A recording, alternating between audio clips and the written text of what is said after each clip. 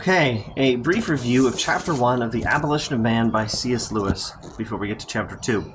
Lewis observes that a particular modern philosophy which denies that there's any such thing as objective value is being taught in schools, but not openly. It's being smuggled in things like English textbooks. Or, more accurately, it's just being assumed without even being openly admitted, much less explained or justified by the authors of English textbooks. They say they're teaching students how to evaluate texts, but in the process they proclaim that there's no such thing as a factual evaluation statement. There's only a personal and subjective and not very important emotional preference. Lewis explains that this is a radical philosophy. I would add, it's also a bad philosophy. It's a philosophy of the absolutely worst chapter in the entire history of philosophy, logical positivism. But let's not review that here. The traditional view, shared by more or less all earlier philosophies and civilizations, is that some things are objectively right or wrong, as Lewis explains Chapter 1 of The Abolition of Man. Now in Chapter 2. Chapter 2 is called The Way. In Chapter 2, Lewis further explains that on this traditional philosophy, the teaching of the Tao, he calls it, borrowing from Confucian language, on this traditional philosophy, what it means to be human is to have a correct response to objective value. This response is mental, but at least as much emotional as mental. We ought to enjoy the company of cute little children, to be humbled by the venerability of old men, to be awed by the sublimity of a breathtaking waterfall, that sort of thing. Anyway, in Chapter 2, Lewis explains why the doctrine of the Tao is fundamental. The older view of life was that certain emotions are correct because they fit the world properly. And so the older view of education that corresponds to this older view of life and of objective value, the older view of education is that the purpose of education is to cultivate the right emotions in young human beings.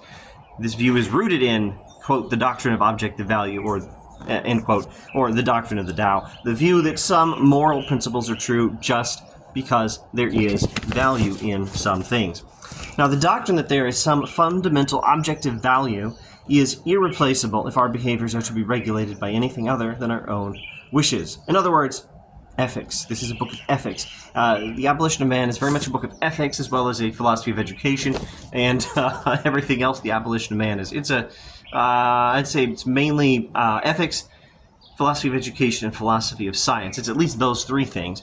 Now, here is the main argument Lewis gives in Chapter 2, my own version of it. Premise 1.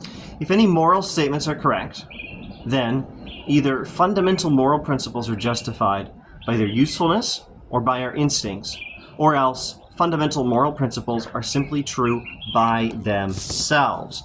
If there's any such thing as a true, well, we could just say actually a true evaluation statement, but let's keep it a little simpler and just do moral.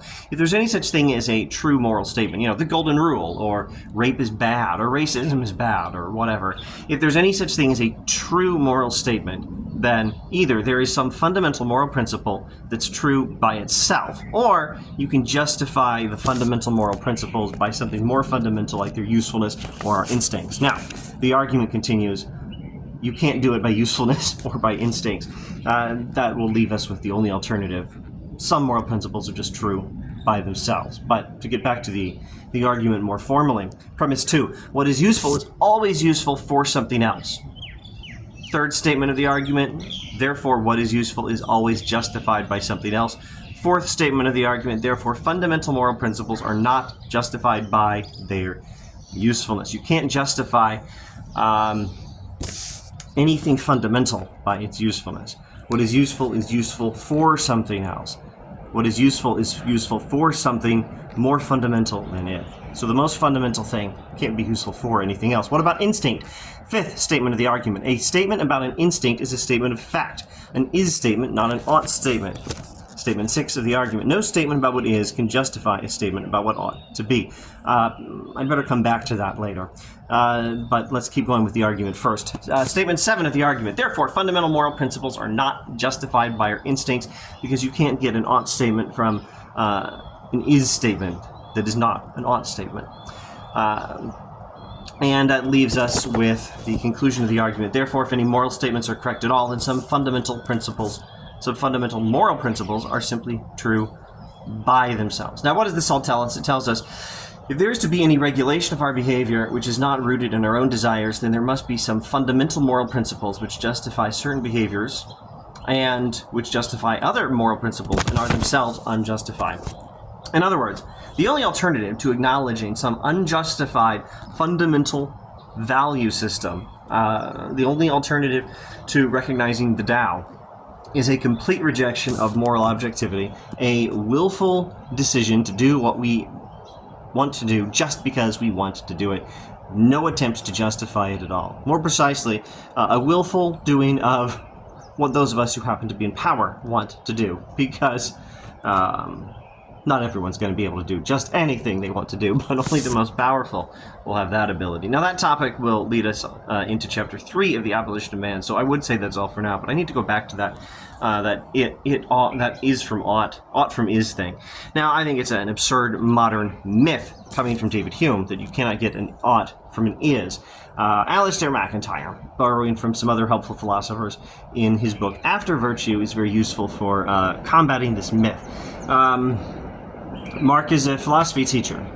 That's an is statement. So Mark ought to teach philosophy. That is an ought statement. Silas is a gardener, therefore Silas ought to water the plants. That's an ought statement from an is statement. That's the sort of example MacIntyre focuses on.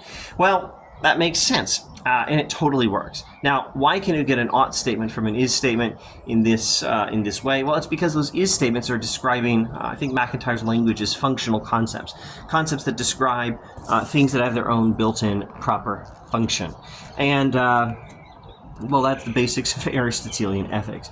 So, when you have an is statement that's describing a concept of something that has a proper function, you can easily get an ought statement from it. Now, does that mean there's still no is from ought? No, does that mean there's still no ought statement from an is statement, like Lewis says, and actually we're just getting an ought statement from an ought statement? No, it doesn't mean that at all. Here's the deal. I used to wonder what's going on with Lewis and MacIntyre. I love both of them. I love The Abolition of Man. I love After Virtue by C.S. Lewis and Alistair MacIntyre, respectively. They're both magnificent critics of corrupt modern culture and of the pernicious effects of logical positivism in the widespread, complete, dismal failure to understand ethics that so characterizes modern culture. And I used to be puzzled by this thing where Lewis seems to say there's no ought from is, sounding like Hume of all people. I don't want Lewis to sound like. I love Lewis. Hume is like the worst. Well, not counting the logical positivist whom he spawned. Hume is a great philosopher in his own way. He has some very important insights. But yeah, he's certainly not up to the level where I want to think of Lewis as being, and where Lewis definitely is. Lewis is a great philosopher, much better than David Hume.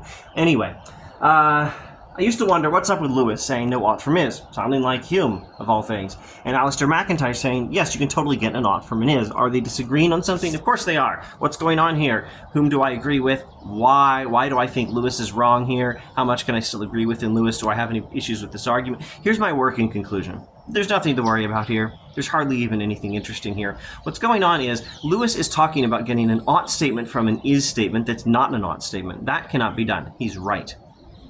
MacIntyre is talking about getting an ought statement from an is statement that's already got a concept of ought built in, because what else is a concept of proper function but a concept that tells us what a thing ought to do?